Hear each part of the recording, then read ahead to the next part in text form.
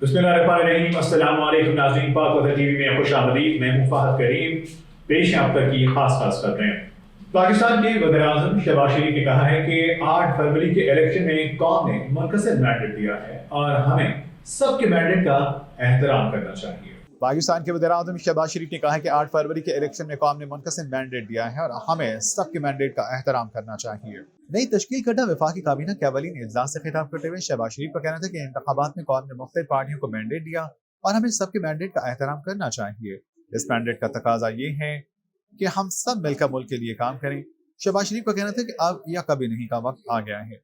गुज़श्ता 16 साल की हुकूमत को कौम ने देखा और इसका सबसे बड़ा कारनामा कौम को दिवालिया होने से बचाना है।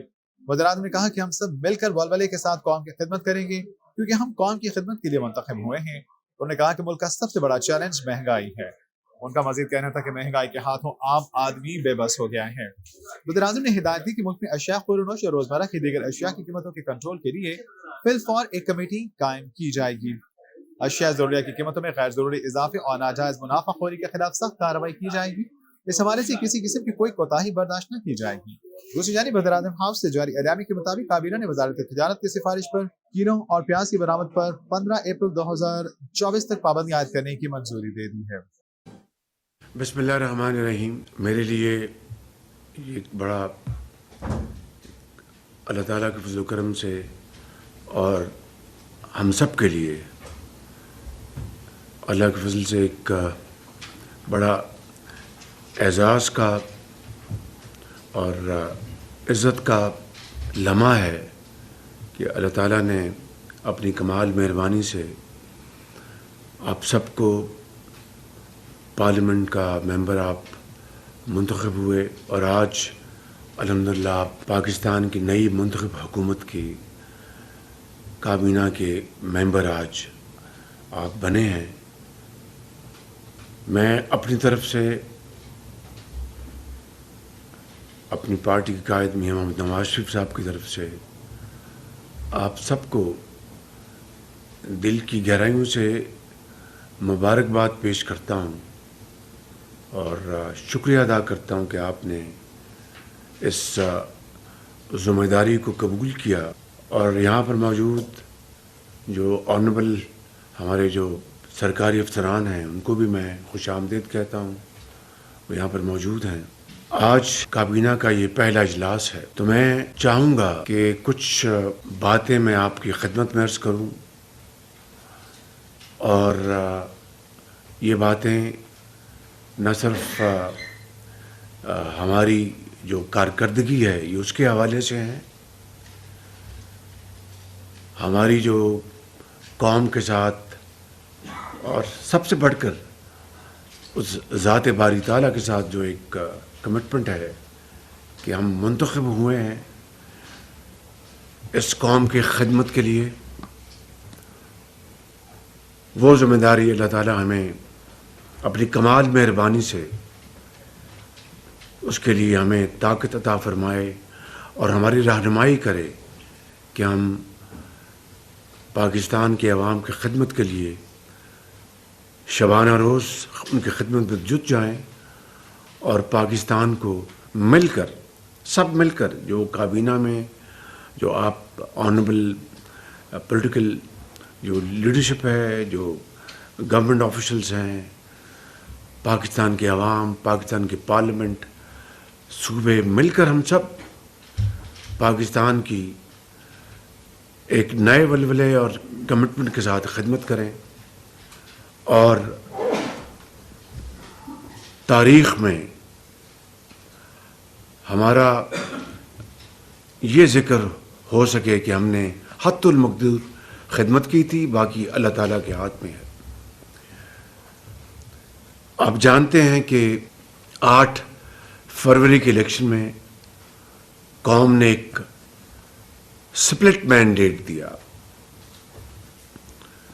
और मुख्तलिफ पार्टियों को मैंडेट मिला जिसमें पीएमएल शामिल है, पीपल्स पार्टी है, यहाँ पर मौजूद हमारे जो इत्तेहादी पार्टीज़ उनको मैंडेट मिला है और हमें सबका एहतराम करना होगा और इस मैंडेट का तकाजा ये है कि हम अब मिलकर अपनी तवानाइयाँ मुज्तमे करें और मिलकर हम इस खिदमत के सफ़र की तरफ से तेज़ी से हम कदम उठाएं। जो पिछले 16 माह में जो हमारी हुकूमत थी उसकी कारकर्दगी पूरी कौम ने देखी, लेकिन इंतहाई आजिज़ी के साथ मगर एतमाद के साथ मैं ये कह सकता हूँ कि अल्लाह ताला के फज़ल व करम से जो सबसे बड़ी जो खिदमत थी उस हुकूमत की कि कौम को दिवालिया होने से उस हुकूमत ने बचा लिया था। और यही वजह है कि उसके बाद जो इंटरिम गवर्नमेंट मार्ज वजूद में आई तो हमारी जो इकनॉमिक सिचुएशन जो है वो कंट्रोल में रही, वो मज़ीद अबतर नहीं हुई। गो के आज अब हमने ये ज़िम्मेदारी संभाली है और जिस तरह मैंने पार्लियामेंट में अपनी तकरीर में खिदमत आवाम की खिदमत में अर्ज़ की थी कि चॉइसेस थी कि जनाब हम should we be silent spectators और बी काउंटेड। तो कौमी ज़िम्मेदारी ने, सियासी ज़िम्मेदारी ने, बतौर एक पाकिस्तानी, बतौर एक मुसलमान, हम सब ने ये फ़ैसला किया कि हमारी एक सबसे बड़ी अब ज़िम्मेदारी ये है कि हम कुछ हो जाए, हालात कुछ हो, अब हम इंशाअल्लाह इस मुल्क की ज़िम्मेदारी का बोझ संभालेंगे कि जब हमने हिज़्ब मुखालिफ को इनवाइट किया था वो हुकूमत बनाने में कामयाब ना हुए तो ज़ाहिर है फिर ये ज़िम्मेदारी हमने संभालनी थी। और इसका अब तकाजा ये है कि वक्त ज़ाया किए बगैर हम तेज़ी से उस सफ़र की तरफ रवाना हों जिसका आवाम को इंतज़ार है। मैं यहाँ पर अर्ज़ करना चाहता हूँ कि कल पहला रोज़ा है इंशाअल्लाह पाकिस्तान में। अब सबको मुबारक हो, रमज़ान शरीफ के चाँद नज़र आ गया और ये बरकतों वाला महीना है और अल्लाह ताला से हम पूरी कौम यानी फ़जर के वक्त भी, तहज्जुद के वक्त भी, तरावी के वक्त भी सर बसजूद होगी और रब ताला से हम अपनी कोताहियों और गलतियों की माफ़ी मांगेंगे और पाकिस्तान की खुशहाली तरक्की के लिए हम दुआएं करेंगे।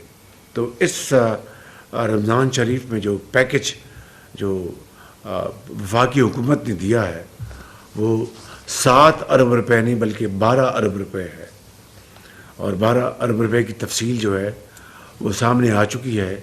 इसमें यूटिलिटी स्टोर्स में जो अशाए खुर्द नोश जो हैं उनकी कीमतें वो अर्ज़ा कीमतों में मुहैया होंगी दुकानों पर। मोबाइल भी जो यूटिलिटी स्टोर्स हैं वो पिछले साल भी हमने उसका इजरा किया था, उसको दोबारा उसको हम रूबे अमल ला रहे हैं। इसके अलावा बेस्प के ज़रिए, बेनज़ीर इनकम सपोर्ट प्रोग्राम के ज़रिए अरबों रुपए हम दे रहे हैं जो इस कैटेगरी में जो करोड़ों लोग जिसमें शामिल हैं उनको भी इजाफी कैश उनको मुहैया किया जा रहा है। तो इस तरह ये 12 अरब रुपए का पैकेज ये इंशाअल्लाह अब इसका इजरा हो चुका है। अब हमारी ज़िम्मेदारी है कि जहाँ जहाँ ये यूटिलिटी स्टोर्स हैं वहाँ पर उनकी पूरी तरह मॉनिटरिंग की जाए और इंश्योर किया जाए कि आम आदमी को जो उसका हकदार है उनको उन्हीं कीमतों पर वो अशिया मुहैया हैं जिनका उनसे वादा किया गया है और उनकी जो अवेलेबिलिटी है उसमें कोई कमी ना हो। आज मैं इस मीटिंग को सिर्फ चंद जो पॉइंट्स के ऊपर मैं इसको मैं करूँगा। सबसे बड़ा चैलेंज जो है इस कौम को वो है महंगाई कि उसमें हम किस तरह कमी ला सकते हैं और उसकी कई वजूहात हैं। लेकिन हुकूमत वक्त का हम वफाक मिलकर सूबों के साथ, सूबाई हुकूमतों के साथ, पंजाब, सिंध, बलूचिस्तान, केपी, गिलगित बल्तिस्तान, आज़ाद कश्मीर के हम और ख़ास तौर पर इस शहर रमज़ान में हम अशिया की कीमतों को किस तरह मैनेज करें और कंट्रोल करें, ये हमारा सबसे बड़ा इम्तिहान और पहला टेस्ट है, ये पहला इम्तिहान है।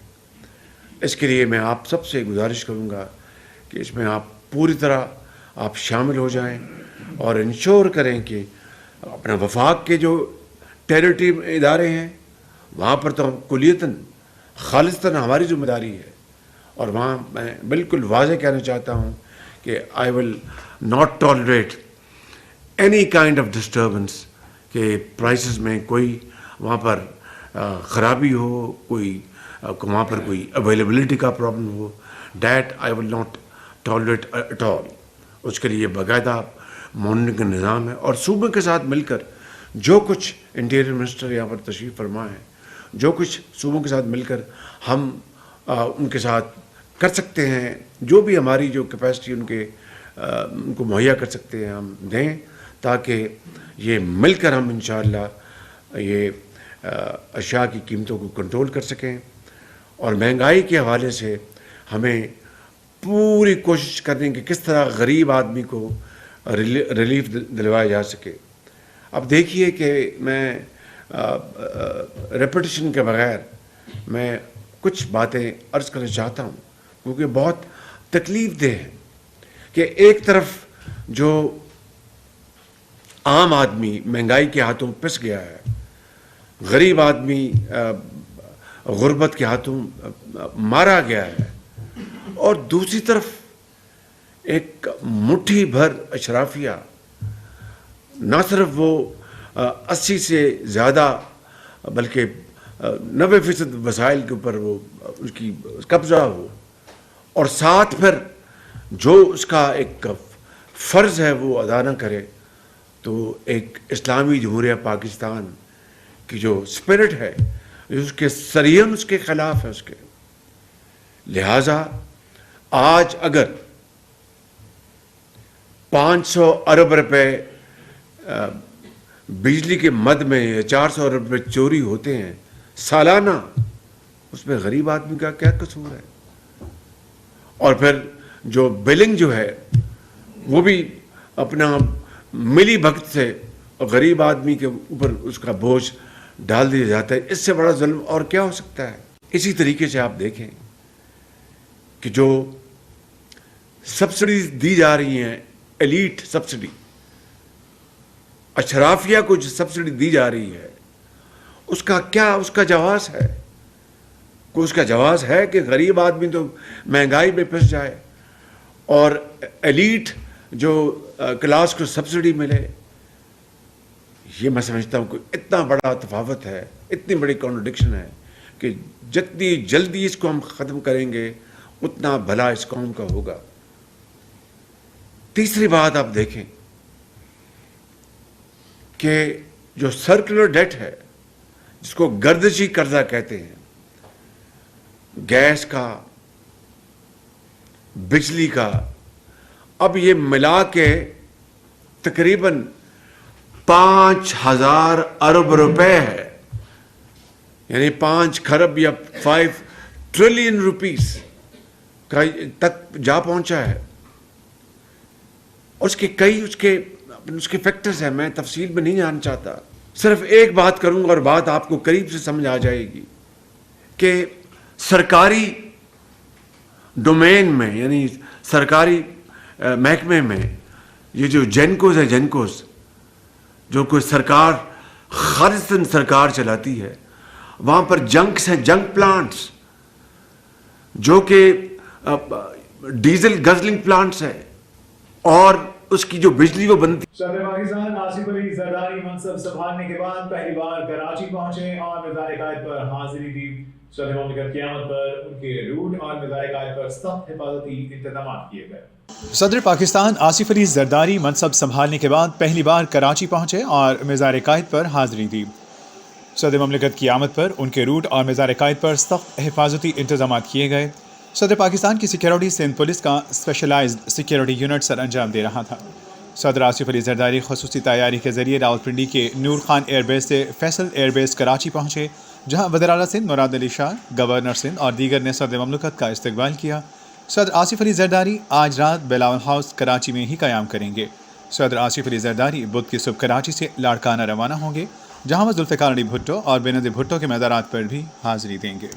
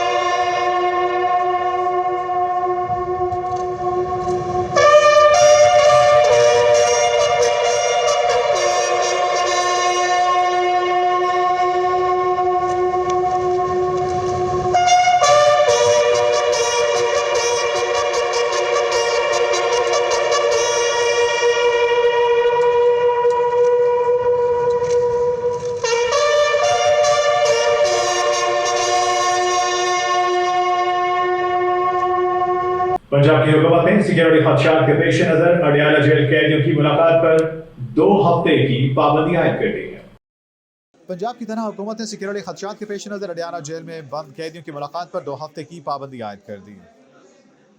पंजाब की वजारत दाखिला की जानिब से IG पंजाब जेल खाना जात को भेजे गए एक मरासले में लिखा गया है कि पाकिस्तान के अहम तरीन सिक्योरिटी एजेंसियों की जानिब से ऐसी मालूमात मिली है कि मुल्क दुश्मन अनासर अडियाला जेल में टारगेटेड कार्रवाइयाँ कर सकते हैं, जिससे मुल्क में अमन अमान की सूरत हाल मखदूश हो सकती है।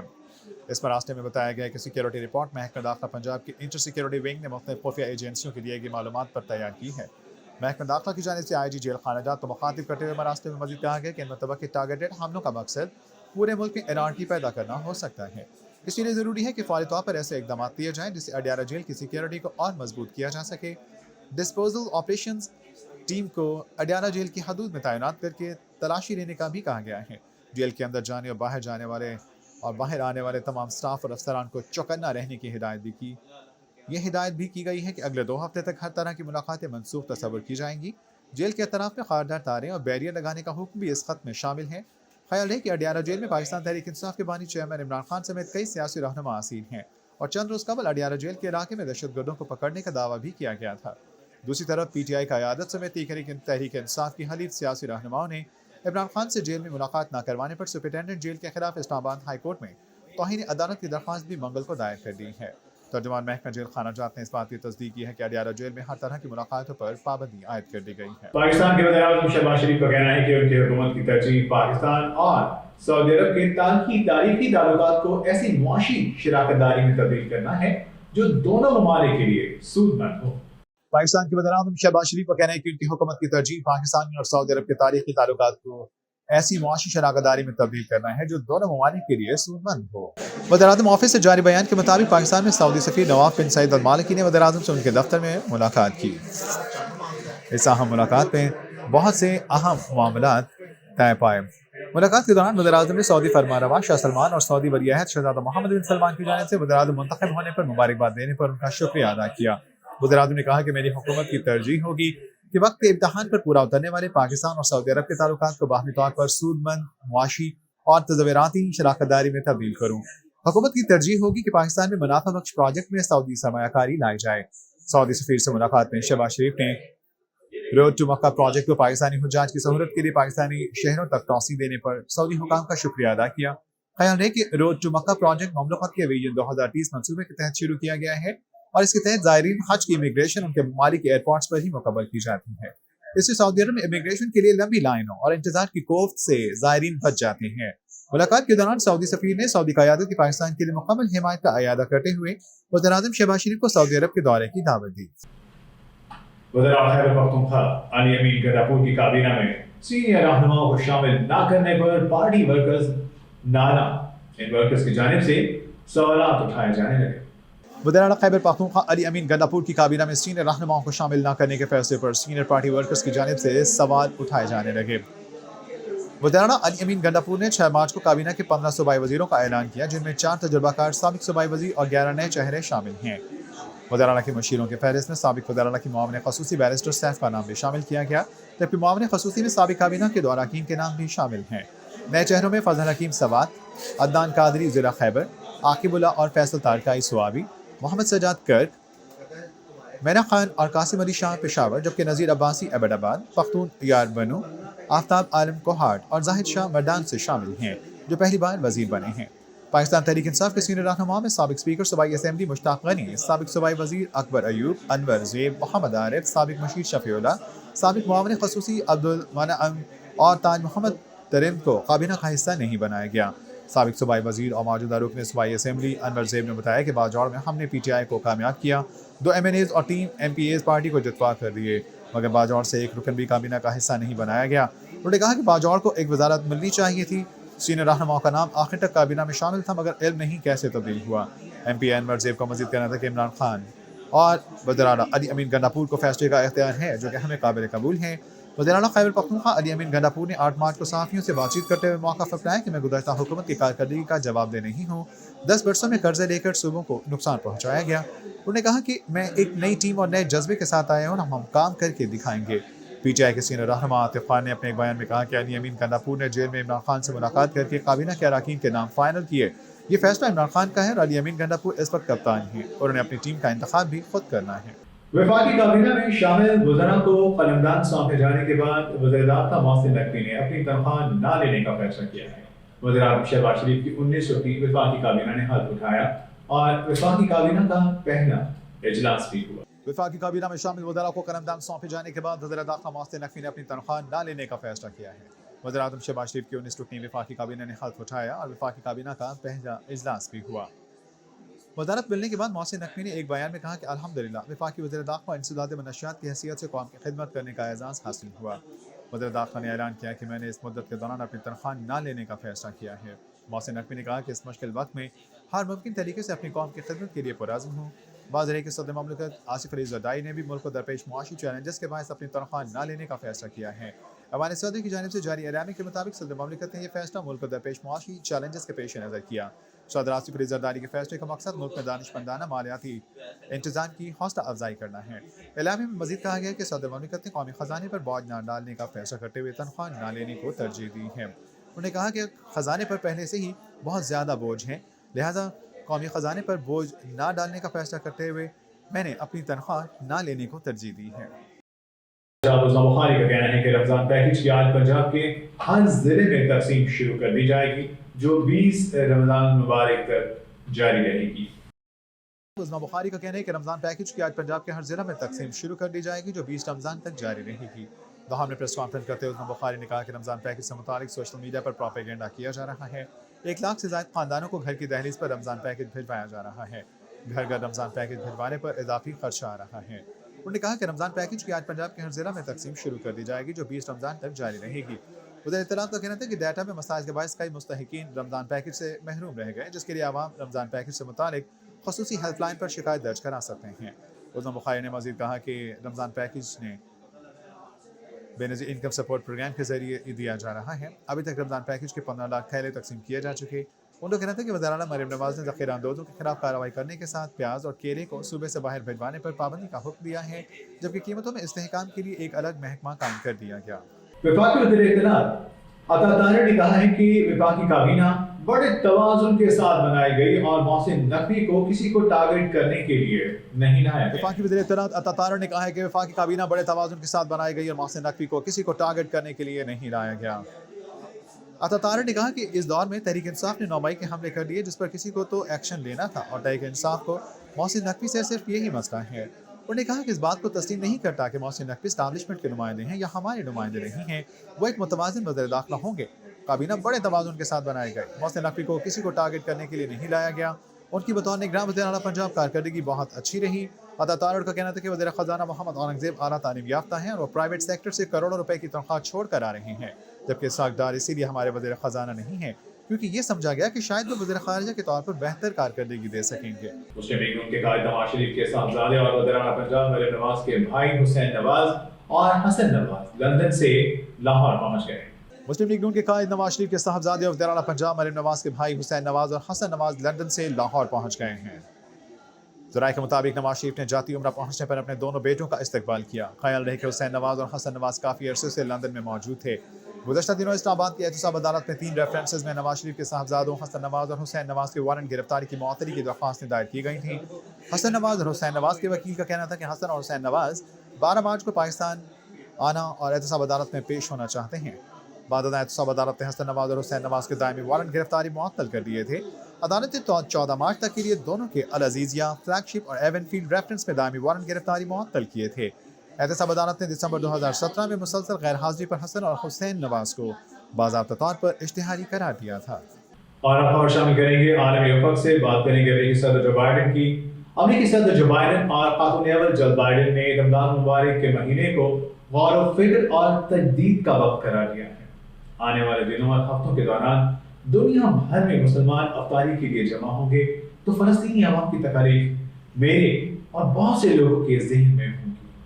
अमेरिकी सदर जो बाइडेन और खातून अव्वल जिल बाइडेन ने रमज़ान मुबारक के महीने को गौर फिक्र और तजदीद का वक्त करार दिया है। जो बाइडेन ने रमज़ान मुबारक की आमद पर अपने एक बयान में कहा कि इस साल ये मुक़द्दस महीना बहुत तकलीफ दे लम्हे में आया जब गाज़ा में जंग ने फ़लस्तीनी अवाम को खौफनाक मसाइल से दो चार किया हुआ है। उन्होंने कहा कि 30,000 से ज़्यादा फ़लस्तीनी शहीद हो चुके हैं, जिनमें से ज़्यादातर आम शहरी हैं और हज़ारों बच्चे भी शामिल हैं। अमेरिकी सदर ने कहा कि आने वाले दिनों और हफ्तों के दौरान दुनिया भर में मुसलमान अफ्तारी के लिए जमा होंगे तो फ़लस्तीनी अवाम की तकलीफ मेरे और बहुत से लोगों के जहन में होगी। انہوں نے کہا کہ امریکی حکومت اسرائیل اور حماس کے درمیان جرقبالیوں کی رہائی کے معاہدے کا حصہ ہونے کے طور پر غزہ میں زمینی، ہوائی اور سمندری راستے سے زیادہ انسانی امداد فلسطینیوں تک پہنچانے کی کوشش کرے گی۔ جو بائیڈن نے کہا کہ امریکی حکومت کم از کم 6 ہفتوں کے لیے جنگ بندی کروانے کے لیے بھی کوشش جاری رکھے گی۔ انہوں نے اس بات کا اعادہ کیا کہ 2 ریاستی حل ہی خطے میں پائیدار امن کا واحد راستہ ہے۔ چین میں 24 گھنٹوں کے دوران کوئلے کے کان کے 2 الگ حادثات، 12 افراد ہلاک ہو گئے۔ غیر ملکی میڈیا کے مطابق صبح شانزی میں کوئلے کی کان کے حادثے میں 5 افراد کے ہلاک ہونے کے اطلاعات ہیں، جبکہ 2 لاپتہ ہیں۔ چین میں 24 گھنٹوں کے دوران کوئلے کی کان کے 2 الگ حادثات میں 12 افراد ہلاک ہو گئے۔ غیر ملکی میڈیا کے مطابق صوبے شانزی میں کوئلے کی کان کے حادثے میں 5 افراد ہلاک اور 2 لاپتہ ہوئے۔ چینی صوبے ہائی میں کوئلے کی کان میں گیس دھماکے میں 7 افراد ہلاک اور 2 لاپتہ ہوئے۔ رپورٹس کے مطابق متاثرہ جگہوں پر ریسکیو آپریشن جاری ہے۔ کینیڈین دستاویزی فلم میں ہردیپ سنگھ نجر اور گرپتم سنگھ پنو کے قتل کی ہدایت کا الزام بھارتی وزیر اعظم نریندر مودی پر لگایا گیا۔ کینیڈین براڈ کاسٹنگ کارپوریشن کی 5th اسٹیٹ نامی تحقیقاتی دستاویزی فلم نشر کی گئی، جس میں بھارتی وزیر اعظم مودی سے متعلق خطرناک انکشافات کیے گئے ہیں۔ کینیڈین دستاویزی فلم میں ہردیپ سنگھ نجر اور گرپتم سنگھ پنو کے قتل کی ہدایت کا الزام بھارتی وزیر اعظم نریندر مودی پر لگا دیا گیا۔ کینیڈین براڈ کاسٹنگ کارپوریشن کی 5th اسٹیٹ نامی تحقیقاتی دستاویزی فلم نشر کی گئی، جس میں بھارتی وزیر اعظم مودی سے متعلق خطرناک انکشافات کیے گئے ہیں۔ دستاویزی فلم میں ہردیپ سنگھ نجر کے قتل کے وقت کی خصوصی ویڈیو بھی شامل کی گئی ہے۔ ہردیپ سنگھ نجر کو 18 جون 2023 کو برٹش کولمبیا میں گردوارہ کے دروازے پر قتل کیا گیا تھا۔ اس قتل میں مودی کے ملوث ہونے کے مضبوط شواہد پر کینیڈین وزیر اعظم جسٹن ٹروڈو نے کھل کر بھارت پر الزام لگایا تھا۔ گرپتم سنگھ پنو کا کہنا ہے کہ مودی نے اجے ڈول کے مشورے پر بھارتی خفیہ ایجنسی را کے سربراہ کو میرے بھی قتل کی ہدایت کی۔ کوئی شک نہیں کہ مودی نے ہردیپ سنگھ نجر کے قتل کا حکم دیا تھا۔ امریکہ میں گرپتم سنگھ پنو کے قتل کی سازش کا الزام بھارتی شہری نکھل گپتا پر لگایا گیا۔ فرد جرم کے مطابق نکھل گپتا نے قتل کی سازش کے لیے ایسے شخص سے مدد مانگی جو مخبر نکلا۔ گرپتم کے مطابق فرد جرم میں یہ الزام بھی سامنے آیا کہ جون میں کینیڈا میں 3 افراد کو قتل کرنے کا منصوبہ تھا۔ خالصتان کے قیام کے لیے قانونی طور پر دنیا بھر میں ریفرنڈم کا انعقاد کروا رہے ہیں۔ گرپتم سنگھ پنو نے بتایا کہ ہم چاہتے ہیں کہ پنجاب کے عوام کو بھی ووٹ کا حق ملے، اسی لیے بھارت نے نجر کی جان لے لی۔ دستاویزی فلم 5th اسٹیٹ میں کینیڈا میں مقیم دیگر سکھوں کے انٹرویوز بھی شامل ہیں۔ اور اب پیش خبریں کھیلوں کی دنیا سے۔ آل راؤنڈر مچل مارش کو آسٹریلیا کی T20 ٹیم کا مستقل کپتان بنانے کا فیصلہ کیا گیا ہے۔ میڈیا رپورٹس کے مطابق مچل مارش T20 ورلڈ کپ میں آسٹریلوی ٹیم کی قیادت کریں گے۔ ان کو کپتان بنانے کی منظوری بورڈ میٹنگ میں دی جائے گی۔ آل راؤنڈر مچل مارش کو آسٹریلیا کی T20 ٹیم کا مستقل کپتان بنانے کا فیصلہ کیا گیا۔ میڈیا رپورٹس کے مطابق مچل مارش T20 ورلڈ کپ میں آسٹریلوی ٹیم کی قیادت کریں گے۔ ان کو کپتان بنانے کی منظوری بورڈ میٹنگ میں دی جائے گی۔ ایرن فنچ کی ریٹائرمنٹ کے بعد آسٹریلوی ٹیم کا مستقل کپتان مقرر نہیں کیا گیا تھا، جبکہ مچل مارش نے نیوزی لینڈ کے خلاف حال ہی میں T20 سیریز میں کپتانی کی تھی۔ آسٹریلیا نے سیریز میں 3-0 سے کامیابی حاصل کی تھی۔ اس حوالے سے آسٹریلوی ہیڈ کوچ اینڈریو میکڈونلڈ کا کہنا تھا کہ تمام راستے مچل مارش کے کپتان بننے کی طرف جا رہے ہیں۔ ہمارے خیال میں وہ ورلڈ کپ ٹیم کے کپتان ہیں، وہ جیسے T20 ٹیم کو لے کر چل رہے ہیں، ہم مطمئن اور خوش ہیں۔ ادھر بھارت کی جانب سے ٹیسٹ اور T20 کھیلنے والے یشی جسوال کو ICC player of the month قرار دے دیا گیا۔ یشی جسوال نے نیوزی لینڈ کے کپتان کین ولیمسن اور سری لنکا کے فاطم ڈسانتا کو شکست دے کر یہ اعزاز اپنے نام کر دیا۔ بھارت کی جانب سے ٹیسٹ اور T20 کھیلنے کے لیے یشی جسوال کو ICC player of the month قرار دیا گیا۔ انٹرنیشنل کرکٹ کونسل نے بتایا کہ یشی جسوال فروری کی کارکردگی کی وجہ سے پلیئر آف دا منتھ قرار پائے۔ یشی جسوال نے نیوزی لینڈ کے کپتان کین ولیمسن اور سری لنکا کے فاطم ڈسانتا کو شکست دے کر یہ اعزاز اپنے نام کیا، جبکہ ICC players of the month کے ایوارڈ کے لیے کین ولیمسن اور فاطم ڈسانتا بھی نامزد ہوئے تھے۔ واضح ہے کہ یشی جسوال نے 2023 میں ویسٹ انڈیز کے خلاف ٹیسٹ سیریز میں ڈیبیو کیا تھا اور اپنی پہلی ہی اننگز میں انہوں نے سینچری سکور کی تھی۔ ماہ رمضان میں بھی اسرائیل کی جانب سے فلسطینیوں پر حملے جاری ہیں۔ الجزیرہ کی رپورٹ کے مطابق مشہور فلسطینی فٹ بالر محمد برکات غزہ میں جاری جنگ کے دوران خان یونس میں واقع ان کے گھر پر اسرائیلی بمباری میں شہید ہو گئے۔ ماہ رمضان میں بھی اسرائیل کی جانب سے فلسطینیوں پر حملے جاری ہیں۔ الجزیرہ کی رپورٹ کے مطابق مشہور فلسطینی فٹ بالر محمد برکات غزہ میں جاری جنگ کے دوران خان یونس میں واقع ان کے گھر پر اسرائیلی بمباری میں شہید ہو گئے تھے۔ محمد برکت نے فلسطین کی نیشنل ٹیم کی نمائندگی کی اور لوکل کلب کی جانب سے میچز بھی کھیلے ہیں۔ محمد برکت کو خان یونس کا لیجنڈ کہا جاتا تھا۔ انہوں نے اپنے کیریئر میں 114 گول سکور کیے اور خان یونس یوتھ کلب کے کپتان بھی تھے۔ مقامی فٹ بال کلب کے ایک کھلاڑی نے محمد برکت کی موت کو فلسطینی فٹ بال کے لیے بہت بڑا نقصان قرار دیتے ہوئے کہا ہے کہ میں ان کے خلاف کھیل چکا ہوں۔ برکت ہوشیار اور بہت تیز تھا۔ پیشاور زلمی کے کپتان بابر اعظم نے کہا ہے کہ بہترین دستیاب پلیئرز پر ٹیم سلیکٹ کی تھی۔ ابتدا میں ہمیں کمپٹیشن بنانے میں مسائل ہوئے۔ میچ کے بعد پریس کانفرنس کرتے ہوئے بابر اعظم نے کہا کہ سائم ایوب آل راؤنڈر بن گئے ہیں۔ سائم ایوب کے ہونے سے ہمیں باؤلنگ میں ایک اچھا آپشن مل جاتا ہے۔ بسم اللہ الرحمن الرحیم۔ دیکھیں جب ہم نے ٹیم سلیکٹ کی تھی تو جو ہمیں بیسٹ پاسبل لگا ہم نے وہ پک کیے۔ انفارچونیٹلی جو ہے وہ کچھ ان اویلیبل ہوئے جتنے ہمارے پاس تھے۔ جتنا بھی جو ہے فارنر اور لوکل کا ہم نے کمبینیشن بنایا اور اس حساب سے ہم نے جو سٹارٹ کیا وہ تھوڑا ہمیں کمبینیشن کا تھوڑا سا ارلی سٹیج میں ہمیں مسئلہ ہوا، لیکن اس کے بعد گریجولی آپ آہستہ آہستہ جب میچ کھیلے ہیں تو ہم نے اس کو کور کیا اور کوشش کی ہے کہ جو بیسٹ بولنگ لائن اپ ہو اسی کے ساتھ چلیں، اور ایک آدھا آپ کنڈیشن کے حساب سے چینج کرتے ہیں۔ تو میرے خیال سے وہ کافی پازیٹیو جو ڈیسیژن ہوئے، جو چینجز ہوئے وہ ہمارے حق میں ہوئے، اور جس کو بھی کھلایا اس نے اپنا 100% دیا۔ اور مین یہ ہے کہ ایز اے بولنگ یونٹ آپ کوشش کرتے ہیں کہ آپ اچھی پرفارمنس دیں اور ٹیم کو جتائیں، اور مین جو ہے وہ لوکلز پہ کافی ڈپینڈ کرتے ہیں کہ آپ اپنی کنڈیشنز میں کیسے بولنگ کرنی ہے، کیسے آپ نے وکٹس لینی، کیسے آپ نے رنز روکنے۔ تو میرے خیال سے جو لوکلز پلیئرز ہیں وہ کافی اچھا کر رہے ہیں۔ سائم کی دیکھیں میرے خیال سے اب تو وہ آل راؤنڈر بن گئے۔ دیکھیں سائم وہ پہلے بھی بولنگ کرتا آ رہا ہے اور اس کو نیٹ میں جو ہے وہ بولنگ کرتا تھا، اور تو کوشش کی ہے کہ ہم نے اس کو انٹروڈیوس کروایا میچز میں، اور لیکن جس طرح اس نے وہ میچز میں بولنگ کی ہے اور نئے بال کے ساتھ بولنگ کی ہے تو وہ ہمارے لیے ایک کہہ سکتے ہیں گولڈن آرم ملا ہے، اور اس سے ہمیں کافی ہیلپ ملی ہے بولنگ لائن اپ میں کہ اگر ہم کسی بولر کو آن دا ڈے مار پڑ جاتی ہے تو وہ اس سیم سے کور کر لیتے ہیں۔ تو میرے خیال سے کافی جو ہے اس کی بولنگ کا ایج ملا، اور آج جو اس نے بولنگ کی ہے کیونکہ ٹرکی پچ تھا جو ایکسپیکٹ نہیں کر رہے تھے اتنا بریک ہوگا، لیکن جس طرح اس نے اس کو یوٹیلائز کیا، جو پچ ڈیمانڈ کر رہی تھی وہ بہت اچھی تھی اس نے بولنگ کی۔ تو آپ نے پہلا سوال کیا اس میں تو تنقید تو ہر ٹائم آپ کسی بھی سٹیج میں آپ فیس کرتے ہیں، اور میں ان چیزوں پہ بودر کرتا نہیں، نہ دیکھتا ہوں۔ دیکھیں میرا کام ہے کھیلنا، اور میں گراؤنڈ میں جتنا بھی ہے جو میری ایبیلٹی ہے وہ میں شو کراتا ہوں، اور مجھے کسی کو خوش کرنے کی ضرورت نہیں ہے، نہ میں کرتا ہوں، اور کوشش ہوتی ہے کہ آن دا ڈے جو ہے وہ اپنا بیسٹ پاسبل دوں اور انجوائے کروں۔ مین چیز یہ ہے کہ میں انجوائے کروں اور کرکٹ کو انجوائے کروں۔ میں نے کس طرح میچ جتوانے ہیں، کس طرح میں نے پرفارم کرنا ہے وہ میرے ہاتھ میں یہ جو باہر والی چیزیں وہ میرے ہاتھ میں نہیں ہے، وہ میں نہ اس کو اپنے جو ایک سرکل میں وہ لاتا ہوں۔ ہر ایک کی اپنی اوپینین ہے اور ہر ایک کا اپنا سوچنے کا طریقہ ہے، لیکن کوشش کرتا ہوں کہ ان چیزوں سے دور ہوں، کیونکہ مجھے ان چیزوں سے فرق نہیں پڑتا کہ مجھے میری اپنی گیم کا پتہ ہے، اور میں کوشش کرتا ہوں کہ اس کو ڈے بائی ڈے جو ہے وہ اچھا اور امپروو کرتا رہوں، اور میرا کام ہے پرفارم کرنا۔ اور دیکھیں اوور آل جس طرح آپ نے بات کی، پی ایس ایل میں ہر باری ہر سیزن میں ہمیں کچھ نہ کچھ ٹیلنٹ ملا ہے۔ آپ کسی بھی آپ جتنی بھی ٹیمیں ہیں اس میں جو ان کے مرجنگ یا کوئی بھی ان کا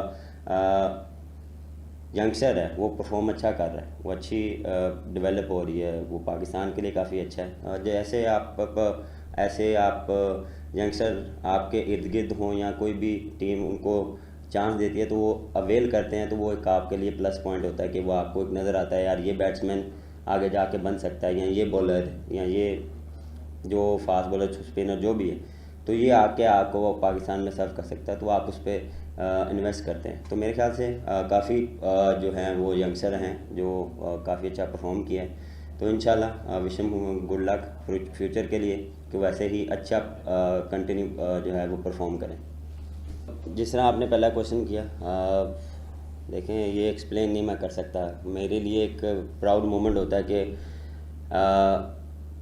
میں ایز اے ینگسٹر یہ چیز دیکھتا تھا کہ اسٹیڈیم میں آپ جب کوئی ٹیم کے میچز ہوتے تھے تو اس دوران جب چیئر اپ ملتی تھی تو وہ ایک باہر بیٹھے اس دوران مجھے بہت ایک کہتے ہیں نا کہ نئی چیز تھی میرے لیے. لیکن اب ایز اے پلیئر آپ کھیل رہے ہیں اور آپ کو وہ لوگ چیئر اپ کرتے ہیں اور بیک کرتے ہیں اور آپ کا نام لیتے ہیں تو وہ میرے لیے ایک گولڈن میموریز ہیں. میں کبھی ایسا سوچا نہیں تھا کہ لوگ اتنا میں جو ہے وہ سپورٹ کرتے رہیں گے. یہ نہیں کہ on the field off the field بھی جدھر بھی جاتے ہیں تو لوگ پیار دکھاتے ہیں, پیار شو کرواتے ہیں. تو یہ ان کا جو ہے وہ پیار ہمیشہ میں کوشش کرتا ہوں کہ ان کے چہروں پہ خوشیاں لانے کی کوشش کرتا ہوں پرفارمنس دے کے اور میچز دیکھ کے, اور کوشش کرتا ہوں کہ ہر بندے کو سیٹسفائی کیا جائے. لیکن مشکل ہوتا ہے کہ کبھی کبھار آپ ہر بندے کو پکچر یا ہر بندے کو مل نہیں سکتے تو وہ کبھی کبھار ناراض بھی ہو جاتے ہیں. لیکن کوشش کرتا ہوں کہ ہر ایک کے ساتھ اچھے طریقے سے ملا جائے.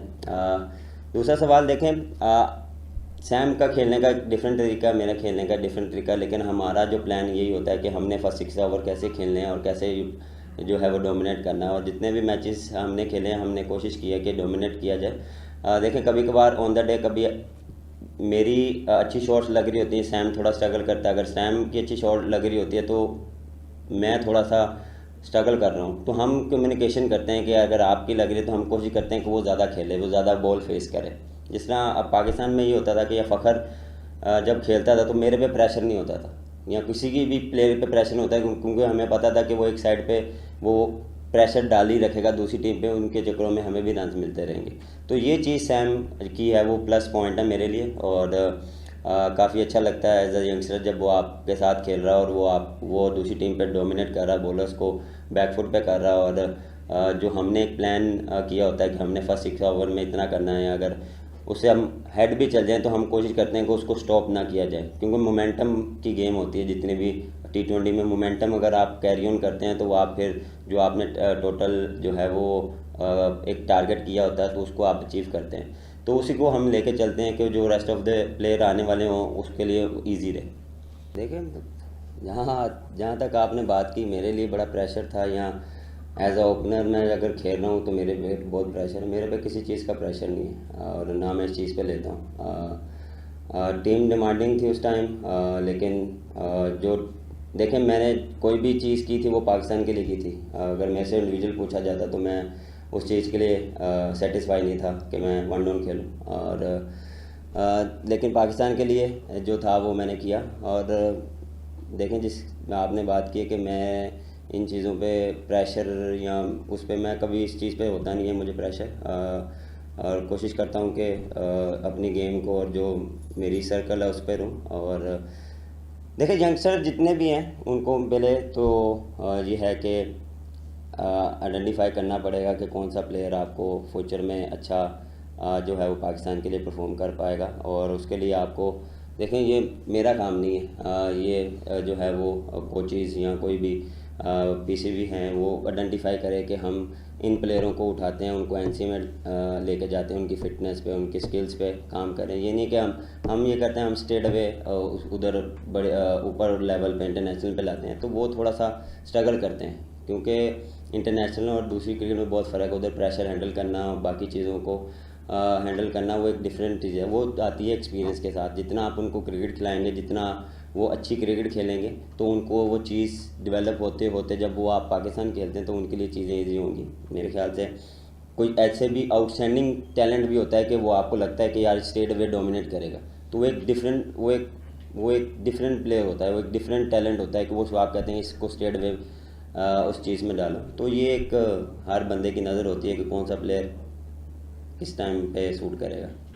کراچی کنگز کے کپتان شان مسعود نے کہا ہے کہ میری پرفارمنس اچھی نہیں ہوئی, ماضی میں ہر سال اچھا رہا تھا مگر اس بار ایسا نہ ہو سکا. پشاور زلمی کے ہاتھوں میچ میں شکست کے بعد پریس کانفرنس کرتے ہوئے شان مسعود کا کہنا تھا کہ افسوس ہے کہ توقعات کے مطابق پرفارمنس نہ دے سکا. ٹیم نے کافی کلوز میچز کھیلے. پرسنلی آف کورس بالکل ایگری کرتا ہوں کہ اس طریقے سے پرفارمنسز دی گئیں. I think P S L وہ ٹورنامنٹ تھا جہاں میں نے ایوری ایئر پرفارمنسز دی ہیں, اچھی پرفارمنسز دی تھیں. امید وہی تھی کہ جو پچھلے 6 سال سے ملتان کے لیے کیا تھا وہ ادھر آگے کراچی میں بھی اسی طریقے کی پرفارمنسز دیں گے. بٹ انفارچونیٹلی ایک ٹائم آتا ہے, اسٹرگل کیا کافی ان دا مڈل, بیٹنگ پہ کافی افسوس ہے اس سے پرسنلی. جہاں تک ٹیم کی بات کی, دیکھیں یہ اتنا کمپیٹیٹو ٹورنامنٹ ہوا ہے 5 ٹیموں کے درمیان. کراچی میں ہم نے 2 میچز دیکھے, کوئٹہ کے خلاف اور آج کا میچ. یہ 2 میچز ہم اچھا فنش کرتے ہیں, چھوٹی چھوٹی چیزیں اچھی کرتے تو 6 ونز ہوتی ہیں اور 4 لاسز ہوتی ہیں, جہاں 4 ونز ہیں اور 6 لاسز ہیں.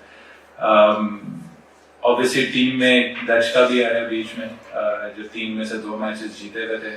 13 لوگ ہمارے کیمپ میں بیمار ہوئے, اور ہم اس وقت انفارچونیٹلی اسکیڈول ایسا تھا کہ اسی وقت ہم 3 میچز کھیل رہے تھے 4 دنوں میں. جو آپ 3 میچز کھیل رہے تھے 4 دنوں میں 11 میں آپ کو چینجز کرنے پڑے فورسفلی, تو وہ ایک چیز تھی جہاں ہم تینوں میچز ہار گئے. تو ان کو دیکھتے ہوئے, 2 کلوز میچز کو دیکھتے ہوئے, اس ٹورنامنٹ کی ایز اے ٹیم کہانی کافی ڈفرینٹ ہو سکتی تھی. تو جہاں تک ٹیم کی پرفارمنس ہے اس سے میں کافی مطمئن ہوں, کیونکہ دیکھیں کچھ کل کا بھی ہم نے دونوں میچز دیکھے, ان میں سے ایک بھی چیز ہمارے فیور میں جاتی, وہ اسٹوری ڈفرینٹ ہوتی. اور کبھی کبھار آپ کو ریلائی کرنا ہوتا ہے دوسری ٹیموں کے ریزلٹس میں. اور میں سمجھتا ہوں کہ جب سے ہم لاہور سے جیتے, لاہور میں اگر آپ سارے وہ ریزلٹس دیکھ لیں in terms of the tournament جو ہم چاہ رہے تھے کہ ہمارے فیور میں جائیں, تھے اس میں صرف اسلام آباد اور قلندرز کا ہی میچ تھا جو قلندرز جیتی تھی, اور وہ ایک چیز تھی جو ہمارے فیور میں گئی تھی. تو جب اتنا ہائیلی کمپیٹیٹیو ٹورنامنٹ ہوتا ہے تو چھوٹی چھوٹی مسٹیکس آپ کو کافی کاسٹ کرتی ہیں, لیکن جہاں تک ٹیم کا ایفرٹ ہے, جہاں تک ٹیم کی ری بلڈنگ تھی, اس کے ساتھ ریزلٹس لینا, آئی تھنک کافی ٹیم وائز کافی مطمئن ہے. ہم دیکھیں جہاں تک آج کا میچ کی بات تھی, کافی ٹرکی پچ تھا, سب کے سامنے تھا, بال گرپ بھی ہو رہا تھا, سیم بھی ہو رہا تھا, اسپنرز کو کافی اسپن بھی مل رہا تھا. چھوٹی چھوٹی ہم نے مسٹیکس کی ہیں, جیسے آخری اوور میں تھرڈ لاسٹ اوور میں اوور تھرو پہ ایک چوکا لگا, لاسٹ اوور میں ایک مس فیلڈ ہوئی جو 1 رن ہونا چاہیے تھا, وہ پیچھے چوکا چلے گیا. تو چھوٹے چھوٹے مارجنز ہوتے ہیں. اور اگر آپ دیکھیں پاور پلے پہ جب ہم بالنگ کر رہے تھے, جب ان کے آئی تھنک 52 رن سے 52 میں سے 12 ایکسٹراز تھے. 12 ایکسٹراز آئی تھنک پہلے 6 اوور میں کافی زیادہ ہوتے ہیں. زلمی کی بالنگ کافی ڈسپلن تھی, آپ کو ان کو کریڈٹ دینا ہوگا. اور جہاں تک ہماری غلطیاں تھیں وہ کافی چھوٹی چھوٹی. پوسٹ مارٹم آبویسلی میں نے پہلے سوال میں کر لیا. آئی تھنک لمبا ٹورنامنٹ ہوا, ایز اے ٹیم کافی قریب تھے ہم. 2 کلوز میچز تھے جس کو میں شارٹ کٹ سے بولوں گا. 2 کلوز میچز سے کوئٹہ کے خلاف ادھر اور آج زلمی کے خلاف. اگر ہم نے فنش کیے ہوتے تو آج ہماری 6 ونز ہوتی ہیں اور 12 پوائنٹس ہوتے. تو اتنے مارجنز ہوتے ہیں, کوالٹی ٹیمز کی بہت ہائی ہوتی ہے. اور تیسرا آپ کا, جہاں تک آپ نے ینگ راؤنڈ کی بات کی ہے, آپ دیکھیں سب سے اچھی بات ہے کہ اس بار نارملی پی ایس ایل ہوتا تھا کہ آپ بٹ آئی تھنک اس بار آپ کہہ سکتے ہیں کہ بیٹنگ کا بھی اسٹینڈرڈ ایمرجنگ پلیز میں بھی اور بالنگ کا بھی اسٹینڈرڈ, ساتھ میں فیلڈنگ کا اسٹینڈرڈ کافی اچھے ڈائریکشن میں جا رہی ہے. اور اوبیسلی پی ایس ایل وہ ٹورنامنٹ ہے جس میں پاکستان کو دیکھیں جب آپ ٹیم بناتے ہیں اس میں ریٹینشنز ہوتی ہیں, ریٹینشنز کے بعد ڈرافٹ ہوتا ہے, ڈرافٹ کے بعد آپ کے پاس ایڈیشنل پکس ہوتی ہیں, کچھ ریپلیسمنٹس ہوتی ہیں. کافی چینجز ہوئے تھے کراچی ٹیمز میں اوور دی لاسٹ 2 ایئرز. آپ دیکھتے ہیں اسپیشلی اس کے کافی جو لوکل بال تھی, جو پلیئرس کی وہ چینج ہوئی, کافی ینگ لوگ آئے ہیں. ہمارے 4 ایمرجنگ پلیئرز ہمارے اسکواڈ میں تھے. عرفات منہاس اس سال اسکواڈ میں آیا ہے نیا. تو ہم نے کافی ہم نے چینجز کیے. عامر خان اس سال آیا. تو ہمارے پاس کوئی 6-7 ایسے پلیئر ہیں جو پہلے پی ایس ایل کبھی اس طریقے سے نہیں کھیلے تھے. تو آئی تھنک اس وقت ان کو رائٹ اوے میدان میں ڈالنا وہ بھی اتنا آسان کام نہیں ہوتا, کیونکہ مینجمنٹ بھی نہیں تھی, کیپٹنسی بھی نہیں تھی. تو ہماری کوشش یہ تھی کہ کس طریقے سے ہم ان پلیئرس کو بھی آگے دیکھ سکتے ہیں, کس طریقے سے ہم اپنے ریزلٹس کو بھی دیکھ سکتے ہیں, اور ان پلیئرس کی گرومنگ کیسے ہوگی. گرومنگ کا اچھی ہوگی کہ جب آپ ٹاپ کے ایکسپیرینس پلیئرس کے ساتھ کھیلیں گے. تو شعیب ملک ہو گئے, عمران خان ہو گئے, کائرن پولارڈ ہو گئے, جیمز ونس کو آپ دیکھ لیں, کافی ایکسپیرینس کیمپینر ہیں.